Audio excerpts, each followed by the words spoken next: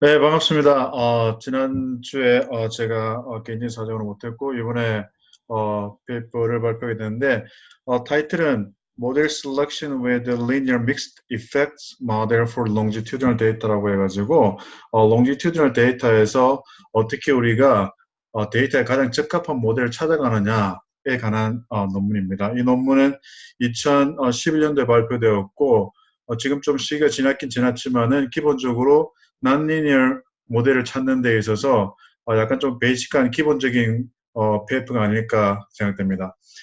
지난번에 우리가 최 교수가 여러 가지 그로스 모델링에 관해서 여러 가지 어떤 요소들과 컴포넌트들을 갖다 많이 설명해 주었는데 지금 제가 발표할 것은 그런 요인들을 바탕으로 해서 어떻게 실질적으로 프랙티컬한 데이터에서 모델을 셀렉트하느냐에 관한 것이고 특히 여러분들이 좀 주의를 해서 혹은 실험을 해주셔야 될 게 여기서 우리가 메저먼트에서 메저먼트 툴 자체는 아무런 문제가 없고 나온 데이터가 그 데이터가 메저먼트 에러가 없는 데이터임을 가정해서 하는 것이기 때문에 메저먼트 툴을 갖다가 벗어나서 어떻게 롱지튜드널 모델이 구성이 되느냐 그게 좀 포커스를 맞춰주시면은 이해하는데 조금 좀 도움이 될 것 같습니다. 그리고 여기서 practical, empirical 데이터가 소개될 건데 그 시카고 롱지튜드널 스터디로 25년에서 30년 가량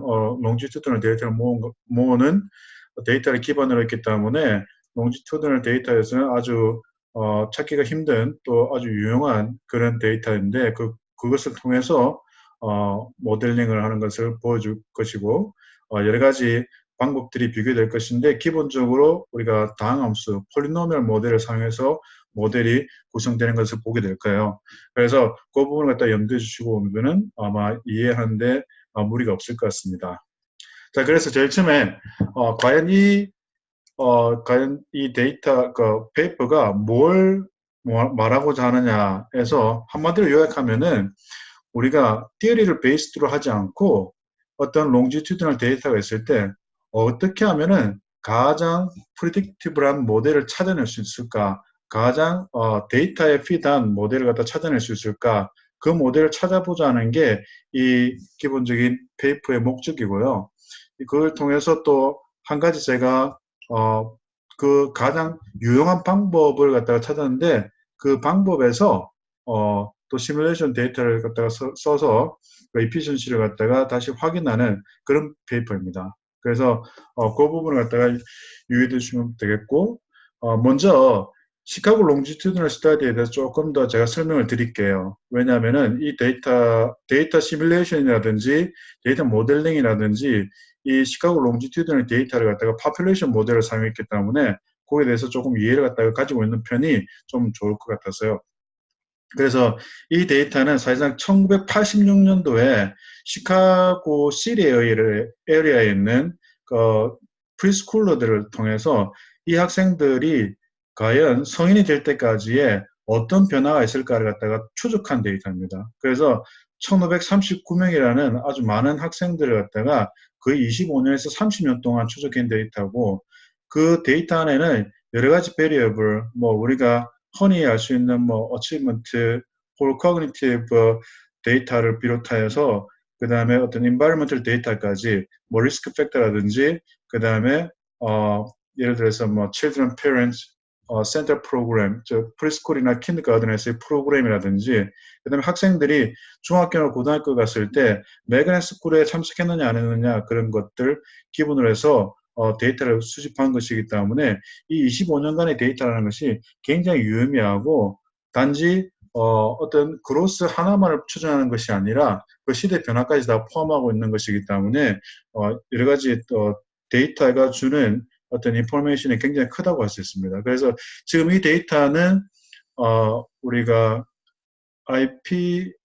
ICPSR인가요? 그 미시간에서 하는 아카이브에 등록되어 있기 때문에 필요한 사람은 누구든지 그 PI Principal Investigator들을 접촉해서 다운로드를 받을 수 있고 활용할 수 있는 데이터예요. 그래서 아주 좋은 데이터라는 것을 먼저 말씀드리고 들어갈게요. 그러면은 롱지튜드널 데이터에서 제가 뭘 갖다 봤냐 그러면은 그렇다면 우리가 매스나 리딩의 코그니티브 그로스를 갖다가 한번 찾아보자. 그래서 찾아보는 목적은 뭐냐면은 이 모델 자체가 난리니어 모델을 찾았을 때 여러 가지 프리딕티브 할 수 있는 그런 가능성이 있지 않을까. 프리딕션 왜 필요하냐면은 나중에 학생들이 이제 뭐 학년이 올라간다든지 그랬을 때 다른 여러 가지 코베레이터들과 상황관계가 발생할 건데 그런 발생하는 데 있어서 굉장히 인포머티브하기 때문에 찾아보자는 것이었어요.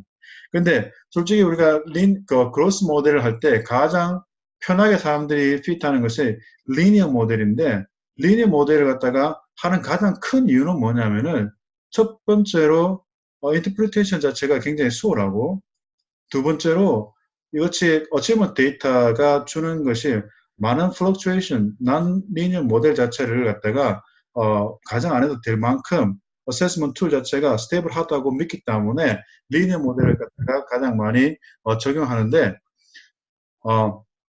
난리니어 모델 자체가 생긴다는 그거에 관해서 모두가 다 인정을 하고 있죠. 그래서 그러면은 난리니어 모델이라고 가정하고 우리 한번 찾아보자. 가장 핏한 모델이 무엇일까? 근데 난리니어 모델은 저번에 우리가 첫 번째, 두 번째에서 봤던 것처럼 여러 가지 난리니어 모델을 적용할 수가 있어요. 예를 들어서 S라든지 그것도 이미 봤었고, 그 다음에 로그 펑션이나 익스포넨셜 펑션 같은 것도 있었고, 그 다음에 여기서 말하는 폴리노미얼 모델 같은 것도 있겠죠. 그런데 여러 가지 모델 중에서 익스플로러터리 애널리시스에서 가장 쓰기가 적합한 모델이 폴리노미얼 모델이었어요. 그래서 제가 폴리노미얼 모델로 한번 어떻게 하면은 가장 익스플로러토리지만 시스테매틱하게 잘 찾아낼 수 있는 그런 어프로치가 무엇이겠는가를 한번 확인을 해봤죠. 그래서 지금 여러분들이 보시는 것처럼 이와 같이 민 그로스 클러브가 나왔어요. 이 전체 그래프는 매스와 리딩에서 점으로만 표시하는 건데 민 밸류들을 점으로만 표시하는 것인데 이걸 보고 우리가 기본적으로 난리니어 그로스 모델을 추정을 하겠죠. 여기서 보니까 쭉 리니어 모델처럼 간다고 볼 수도 있겠지만은 그렇지만 우리가 이전에 아는 것처럼 학생들이 3학년에서 4학년으로 넘어갈 때 굉장히 그 러닝 자체가 굉장히 조금 더뎌져요. 그런 부분까지 우리가 감지를 하기 위해서는 리니어 모델 자체보다는 난리니어 모델 자체가 더 맞을 수도 있겠다. 그러면 난리니어 모델이라면은 과연 어떤 모델, 특히 폴리노미얼에서라면은 몇 차의 폴리노미얼 자체가 이게 가장 핏할까? 그러면은 기본적으로 이 그래프를 통해서 봤을 때는 아마 여러분 아시는 것처럼 플럭추에이션이 어디서 생기냐에 따라서 폴리노미의 차수를 디그리를 결정할 수 있겠죠. 그래서 예를 들면은 뭐 여기서 1차, 2차, 3차, 4차 뭐 복잡하게 한다면 4차까지 갈 수 있겠네라는 어떤 가정을 할 수도 있고 그 다음에 조금 더 루스하게 생각한다면은 이 같은 경우에는 뭐 폴리노미얼 쿼드레이트 폴리노미얼 자체로 피트도 맞지 않을까 이런 여러 가지 의견들이 생길 수 있겠죠. 근데 이게 맹점이었어요. 왜냐하면은 폴리노미얼 모델을 쓰는 많은 사람들, 어플라이드 리서처들이 어떻게 모델을 찾느냐면은 이 민 플러스를 보고 난 다음에 추정을 해요. 추정을 해서 내 같으면 4차로 가겠다. 혹은 2차로 가겠다. 그런 걸 규정한단 말이에요. 근데 굉장히 그게 서브젝티브 해가지고 나중에는 그렇게 찾는 거는 뭐 별 의미가 없겠다. 그럼 좀 더 객관적으로 objective한 방법이 없을까? 물론 여러 가지 모델 컴패리슨 툴을 쓰지만은 여전히 subjective한 그 모양을 못 벗어났다는 게 제가 이 페이퍼를 쓸 때의 리서치의 방법이었고 그 다음에 또 데이터 자체들이 미싱이 많음에도 불구하고 이 미싱을 제대로 처리해주는 그런 상황이 벌어지지 않더라는 게 주제였어요. 그래서 이 모델을 갖다가 플렉셔널 폴리노미얼 찾기 이전에는 어떤 방법으로 롱지튜드널 혹은 리피티드 메저를 갖다가 모델을 만들어 왔었는지 그리고 그때 당시에 좀 더 플렉시블한 미싱의 플렉시블한 모델이 어떤 게 있을까를 갖다가 생각을 했었죠.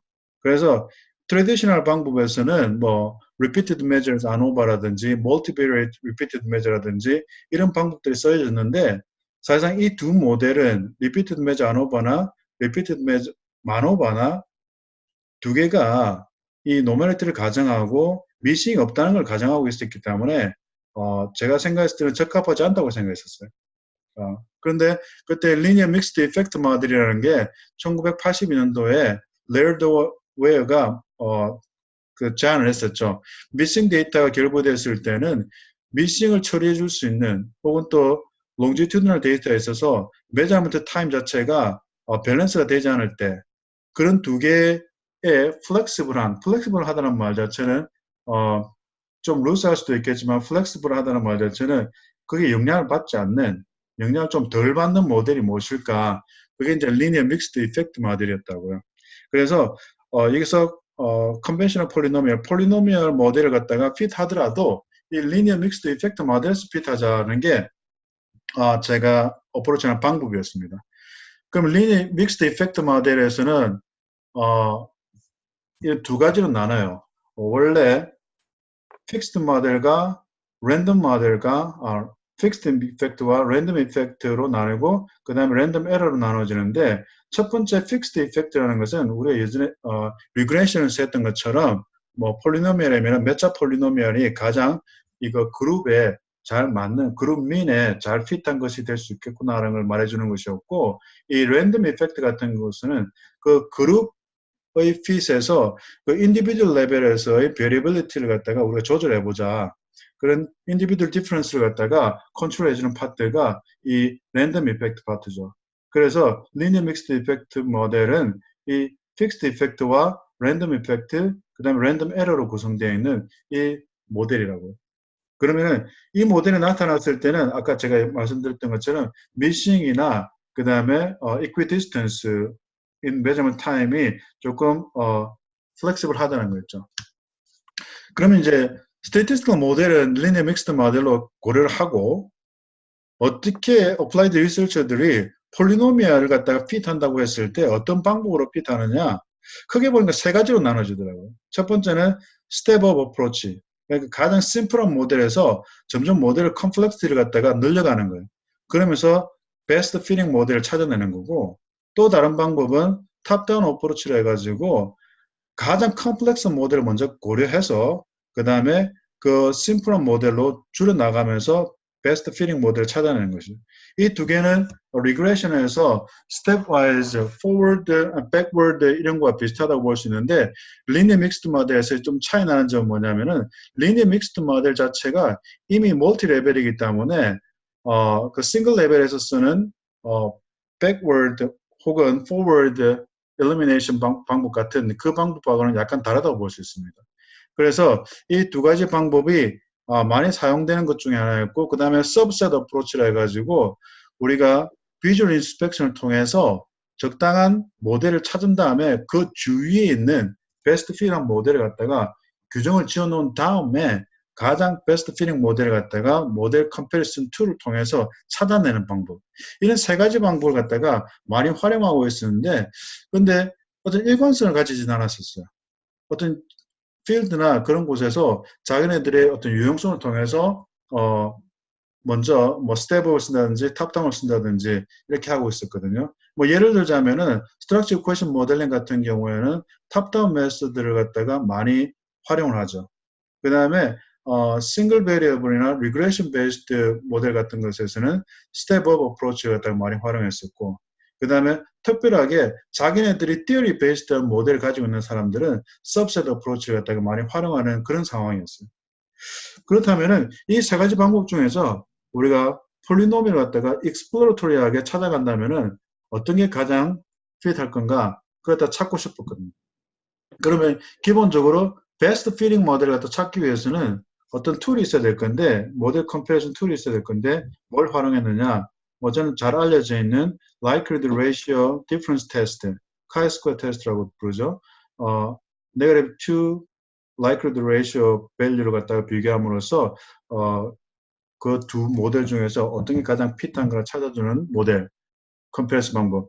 이 likelihood ratio test 같은 경우에는 nested 모델에 가장 잘 활용될 수 있고 그 외에 information criteria, AIC, BIC를 또 활용해서 non-nested 모델을 갖다가 활용할 수 있는 이 방법도 같이 활용해 봤어요. 그래가지고 베스트 피팅 모델을 찾아가는 이 세 가지 툴을 통해서 어떤 경로가 가장 어떤 어프로치가 가장 objective한 방법이 될까를 갖다가 고려한 것이죠. 그러면 다시 아까 그 mean 플롯을 mean growth curve를 갖다가 가져와서 고려해 본다면은 math 같은 경우에는 사실상 뭐 4차 정도까지 구분을 할 수 있다지만은 이렇게 모델 컴패리슨 툴을 쓴다면은 여러분이 아마 이 테이블에서 확인하게 드러날 건데 어떤 거냐면은 6차 당함수까지는 모두가 다 significant 하다는 얘기가 나와요. likelihood ratio test에서. 무슨 이야기냐면은 이 차수를 올려가면서 예전에 lower degree polynomial 자체는 그 higher degree polynomial보다 그렇게 fit 좋지 못하다는 결론이죠. 그러면은 여기서 probability가 0.05 이상이 되는 그 기준점이 생길 때 아마 차이가 없어질 것이다. 라는 그런 관점으로 본다면은 여기서 보면은 6차 함수 같은 거에서 7차 함수, 6차 함수에서 7차 함수로 가면은 이 두 개의 차이는 없다가 나타나요. 그러면 이야기가 뭐냐, 어떤 결론을 내릴 수 있냐면은 6-order polynomial 모델이 여기서는 가장 핏할 수 있다라는 결론이 나오겠죠. 물론 이 부분에서 agree 하는 부분과 뭐 disagree 하는 부분이 생길 수 있을 거예요. 왜냐하면은 이미 우리가 mean growth 플러스 보면은 4차 정도가 가장 핏할 건데 왜 6차까지 갔느냐 이런 질문을 던질 수도 있을 건데 사실상 이 4차 함수로 나타나는 이 mean curve 같은 경우에는 우리가 그룹 민의 차이인 것이지 인디비듀얼 상에서는 이보다 훨씬 더 복잡한 관계가 생길 거라고요. 다시 말해서 스파게티 플롯 같은 걸 그려봤을 때는 그 인디비듀얼 자체는 이와 같은 4차 함수를 따라가지 않는 경우도 많이 생길 수 있다는 거죠. 그래서 매스 같은 경우는 6차 함수가 가장 적당할 것이다. 그 다음에 비슷하게 리딩으로 한다면은 second order polynomial 자체가 여기서 third로 넘어갈 때 차이가 안 생겼어요. 그러면은 여기서 보면은 second order polynomial 자체가 리딩에서는 가장 적합할 것이다. 또 의심이 생겼죠. 아니 리딩에서 본다면 역시 4차 함수 같은 게 더 나을 건데 왜 쿼드레틱이냐. 마찬가지로 인디비듀얼 디퍼런스가 영향을 미칠 수 있다는 그 가정이 생길 수가 있고 그래서 매스에서는 6차 함수와 리딩에서는 2차 함수로 나눠지는 그런 결론이 되어 있더라고요. 그러면은 퀘스천 자체는 뭐냐면은 스텝업이 좋으냐 탑다운이 좋으냐를 갖다가 확인하는 그런 시뮬레이션 스터디를 통해서 확인하는 방법이었어요. 그러면은 여기서 우리가 6차나 2차로 찾은 이 매스와 리딩의 폴리노미얼 모델을 갖다가 파퓰레이션 모델이라고 생각하고 데이터를 제너레이트 한 거죠. 데이터를 제너레이트 해가지고 이 데이터 제너레이트 한 것들이 어디에 가장 어떤 매처 폴리노미얼에 가장 많이 아이덴티파이 하느냐 그걸 찾아낸 거예요. 여기서 보면은 제가 1531명의 데이터 중에서 100명, 300명, 500명만의 데이터를 랜덤으로 각출해서 시뮬레이션 했거든요. 그리고 이 100명, 300명, 500명이 어떻게 파퓰레이션 모델을 갖다 찾아내느냐 그걸 갖다가 봤어요. 이게서 100명, 300명, 500명은 6.5%, 19.6%, 31.7%라는 그 1531명에서 가장 작은 부분이죠. 그렇지만 얘네들이 파퓰레이션 모델을 찾아가는 데는 제가 봤을 때 충분할 거다라고 가정을 하고 이렇게 시뮬레이션을 했어요.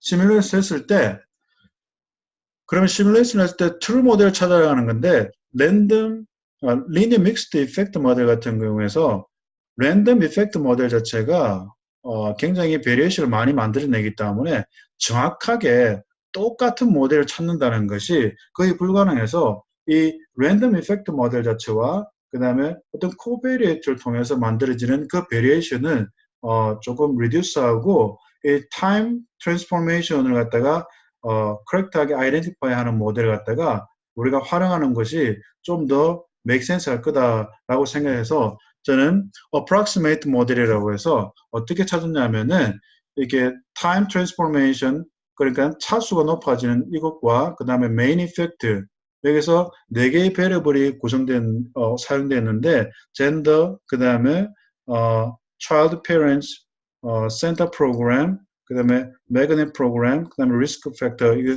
네 개의 메인 이펙터 사용했는데 이 메인 이펙터까지를 갖다가 identify 하는 모델을 갖다가 우리가 approximate 모델이라고 하자.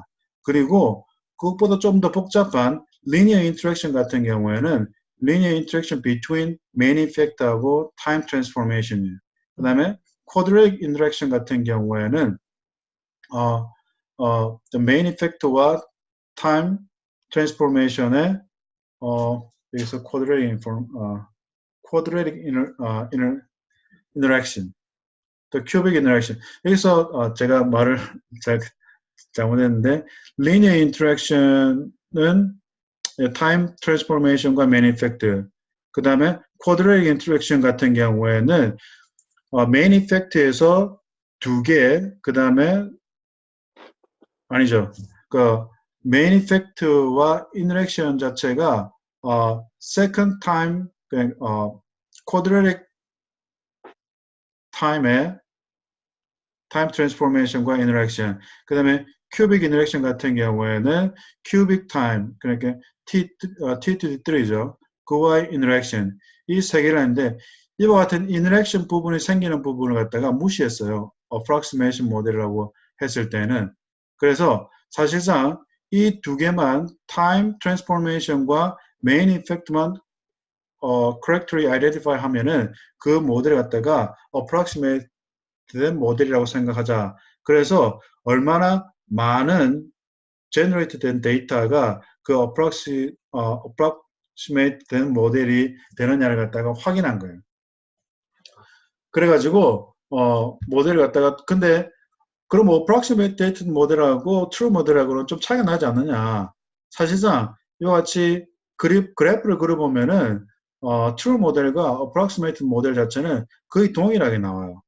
동일하게 나오고 그 베리에이션 자체가 생기는 부분이 있지만은 그 마이너된 그 베리에이션 자체는 디퍼런스 자체는 마이너한 파트라고 생각할 수도 있기 때문에 그래서 approximate 하는 걸 갖다가 찾았다는 거예요. 그러면은 approximate 하는 것 자체는 main effect와 time transformation에 관한 것인데 그 위에 다른 방법들, 다르게 나타나는 것들을 좀 더 조사할 수 있는 방법이 없을까?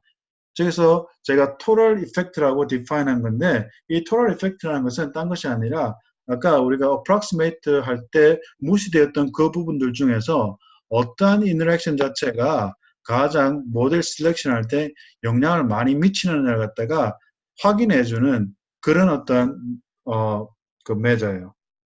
그래서 여기서 먼저 샘플 사이즈와 그 결론을 갖다가 제가 결론 먼저 말할게요. 여기서 결론을 먼저 말하면은 이 모델을 빌딩하는 데 있어서 탑다운과 스텝업 매스 같은 경우에는 6차 당함수였죠. 6차 당함수임에도 불구하고 이 approximate를 찾아나갈 때 이 스텝업 어프로치가 탑다운 어프로치보다 훨씬 더 많이 찾아내더라. 좀 더 efficient 하더라. 것이 여기서 퍼센티지로 나타나는데 예를 들면은 300명의 데이터를 제너레이트 했을 때 73.1%가 스텝업에서는 그 타임 트랜스포메이션과 메인 이펙트를 찾아낼 수 있었는데 탑다운에서는 71.5%였다. 샘플 사이즈가 좀 늘어났을 때 500명이라고 했을 때는 92.5%와 88.4%로 차이가 났다는 거예요. 그럼 여기서 이 메থ드 같은 경우에는 6차 당함수를 나타내는 매우 복잡한 모델이었는데 뭐 리딩 같은 경우에는 쿼드레릭 폴리노미얼이 파퓰레이션 모델이었는데 여기서도 역시나 마찬가지로 스텝업 자체가 탑다운보다 훨씬 더 많이 비슷한 모델을 찾아낸다는 게 이 결론에 나타났거든요. 그래서 주장하는 거는 뭐냐면은 스텝업과 탑다운 중에서는 스텝업 어프로치가 더 유용하다. 폴리노미얼을 활용했을 때 그걸 찾아냈었고 그 다음에 여기서 아까 금방 제가 말한 그 토럴 이펙트 같은 경우에는 토럴 이펙트라는 것은 그 코에피션트 스탠더다이즈드 된 코에피션트 들의 스퀘어의 합이에요. 그 sum of t value square죠. 그 스퀘어들의 합인데 그 스퀘어들의 합에서 제일 많이 확인할 수 있었던 것이 리니어 같은 경우에가 리니어가 가장 클 때 이 리니어를 갖다 가장 잘 차단해 주더라는 결론이었거든요. 죄송한데 10분 남았습니다. 네. 그래서 그 부분이 매스하고 리딩에서도 역시 마찬가지로 리니어 모델로 나타나더라. 그 부분이고 트루 모델을 갖다 활용했을 때는 트루 모델은 거의 모든 랜덤 이펙트가 다 차단하는 것은 500이 되더라도 22.9% 뭐 거의 40% 정도밖에까지 가지 않는 그런 조금 작은 어떤 작게 아이덴티파이를 하더라는 것이었고요. 그래서 여기서 뭘 말해주고 싶었냐면은 스텝업과 탑다운 것 중에서는 스텝업이 더 나은 방법이더라. 그런데 한 가지 리미테이션 같은 경우에는 우리가 likelihood ratio 테스트와 AIC, BIC를 활용했는데 그거 말고 스코어 테스트라든지 parametric bootstrap이라든지 여러 가지 다른 방법으로 활용했을 때는 달라질 수도 있을 것이다. 그 다음에 지금 여기서 시뮬레이션에서는 스태틱 프로젝트만 모델링해서 활용했는데 다이내믹 프로젝트를 사용하면 또 달라질 수 있을 것이다 라는 것이 좀 리미테이션이었고요. 예. 이까지 했습니다. 뭐 너무 빠르겠나? 혹시 질문이 있으신가요? 질문 하나만 잠시 드릴게요. 그 네. likelihood ratio 테스트랑 AIC랑 BIC 같은 거 쓰실 때 네. 뭐 다 같은 세 개 인덱스가 같은 결과를 주지는 않을 수도 있잖아요. 네. 컨트라딕토리가 있을 수도 있는데 그거 네. 어떻게 처리하셨는지. likelihood 테스트는 이 모델이 맞다고 하는데 AIC는 다른 모델이 맞다고 하는 케이스가 맨날 항상 나오잖아요. 네. 네. 그거 어떻게 처리하시는지 조금 궁금합니다. 시뮬레이션 스터디에서는 제가 likelihood ratio 테스트만 활용했고요. 그 다음에 population 모델을 찾을 때 AIC, BIC를 활용했는데 AIC, BIC가 대부분 많이 다른 게 나오죠. 여기서 정확하게 제가 기억은 나지 않지만은 AIC하고 likelihood 테스트가 같은 결론을 내줬었고 BIC가 랜덤 이펙트 모델에서 약간 좀 상이한 부분이 생기긴 했었어요. 네, 그런 부분에 있어서는 랜덤 이펙트에서는 제가 두 가지가 더 맞는 걸 활용했었죠. 그리고 좀 더 자세히 들어가면은 BIC 같은 경우에 BIC가 랜덤 이펙트에서 랜덤 리니어 랜덤 이펙트나 그다음 쿼드레이트 랜덤 이펙트를 갖다가 트루 모델로 찾아내더라 했을 때 그 차이가 그렇게 크지 않다면은 그걸 무시하고 AIC나 likelihood ratio 테스트에서 찾아내는 방법을 갖다가 선택했고요. 그래서 선택의 문제였던 것 같아요. 세 가지 중에서 두 개 이상이 동의를 할 때 그 부분을 찾아냈었고요. 그래서 population 모델을 찾아냈을 때만 그게 활용되었었고 그 외에는 likelihood ratio 테스트만 활용했습니다.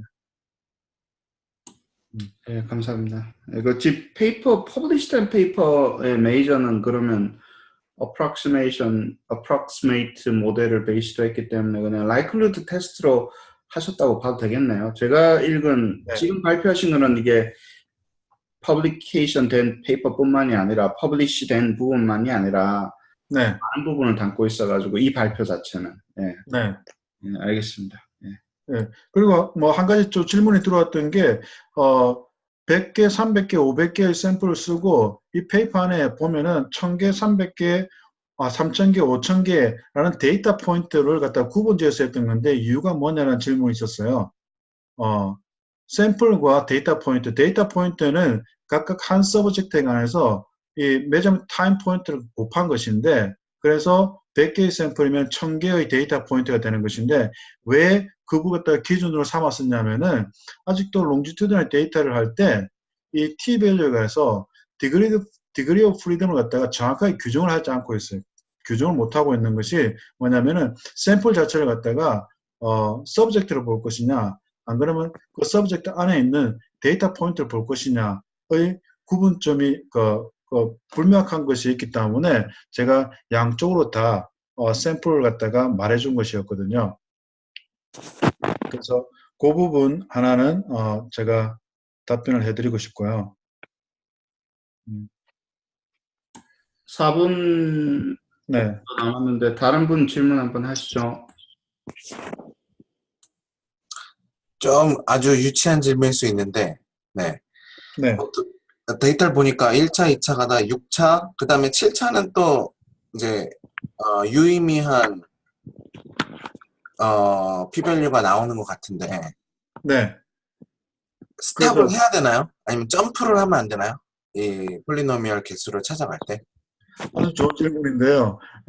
여러 가지 likelihood ratio 테스트를 쓸 때 우리가 그 스텝업이나 탑다운 같은 경우에 non-significant result가 나오면은 그냥 멈춘다는 게 뭐 많이 활용하는 방법인데 어떤 사람들은 그게 디스어그리 하기 때문에 금방 질문하셨던 것처럼 non-significant한 것이 2개 연속해서 나와야 된다라고 주장하는 사람도 있고 안 그러면 그 이후로는 나오지 말아야 된다라고 말하는 사람도 있고 거기 안에서는 정확하게 규명된 게 없습니다. 그 majority가 뭐냐면은 non-significant한 게 나오면은 거기서 멈춘다.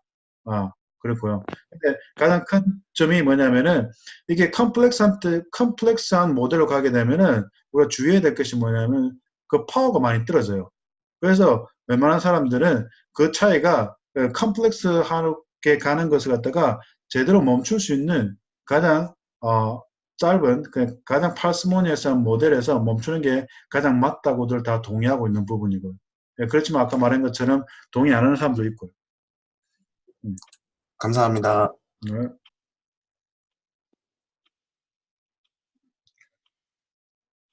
이 분 남았는데 다른 분 없으세요? 없으면 제가 하나 더 하고. 네. 그 탑다운 방식 페이퍼 쓰신 거 여기서는 이제 발표하실 때는 탑다운 방식을 네. 리그레이션 같은 경우는 이제 saturate 되어 있는 그 모델이 가장 어려울 수 있는 모델부터 밑으로 내려오셨는데 네. 페이퍼 보니까 네. 페이퍼에서 제가 읽은 걸로는 네. 탑다운 방식도 중간에 조금 복잡한, 상당히 이제 진전된 모델부터 시작해서 또 스텝업을 하신 것 같아요. 제가 잘못 읽었는지를 모르겠는데, 그래서 이게 탑다운이 아니라 스텝업은 1층부터 시작하는 거면 탑업은 한 3층부터 시작한 거 아닌가, 똑같은 스텝업이 아닌가 그런 생각을 했었거든요. 그 제가 잘못 이해한 걸 수도 있는데. 아니요. 제가 정확히 좀 잘 짚으셨는데, 왜냐하면 탑다운 같은 경우에는 우리가 타임 트랜스포메이션 같은 경우에서는 완전 탑다운이에요. 그래서 우리가 9차부터 시작해서 9차, 8차, 7차로 내려가요. 그렇지만은 타임 트랜스포메이션 자체가 정해지고 난 다음에는 그 다음에 랜덤 이펙트 모델을 들어갔을 때 그때는 밑에서 또 올라가는 거예요. 그래서 랜덤 이펙트 모델 자체가 9차까지 가는 것이 아니라 랜덤 이펙트 모델은 랜덤 인터셉트 그 다음에 리니어 랜덤 이펙트 해서 그렇게 올라가는 거죠. 그렇기 때문에 보신 건 정확한데 제가 좀 더 언클리했던 부분이 그 부분이에요. 우리가 탑다운이라고 해서 모든 세 개의 픽스드 이펙트, 랜덤 이펙트, 랜덤 에러가 다 복잡한 것이 아니라 픽스드 이펙트 파트만 복잡한 것에서 컴플렉스한 부분에서 심플한 부분으로 가는 것이지 랜덤 이펙트 부분은 여전히 스텝업을 활용하고 있다는 거죠. 거기서 아마 좀 차이점이 생긴 것 같아요. 네, 감사합니다. 네. 1분 남았네요. 질문 혹시 다른 질문하실 분들 계세요? 저 질문 하나만 들리시나요? 네. 네. 이 연구 설계하실 때 미싱 데이터와 관련해서는 혹시 고려한 부분은 없으셨는지? 미싱 데이터 부분은 그 리니어 믹스드 이펙트 모델이 미싱 데이터에 관해서 좀 로버스트하다고 밝혀졌기 때문에 그 부분만 활용했고